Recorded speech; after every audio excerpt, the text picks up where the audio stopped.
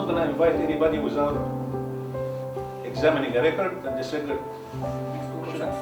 So that's why social media is a very crucial tool for different purposes. Actually, I've learned a lot because I'm a fresh grad and I'm trying to like build myself, and I'm trying to like do a little bit of self-branding online. So this was really helpful. And the Center for providing this opportunity to talk about and laws to be done rightly. But what I really like is their mission statement. How are faculty members using this social media? So I just wanted to show another example from a smaller university perspective. You know, 2 weeks ago, or maybe 3 weeks ago, this university hosted a big conference about accreditation.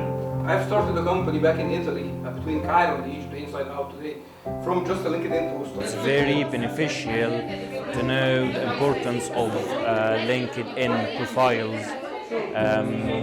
In enhancing your LinkedIn profiles will impose more professionalism in your future career and raising yourself in your current work and everything. Yeah. Creating hashtags and allowing the users, the students, the professors to use those hashtags, and it's one of the most popular hashtags.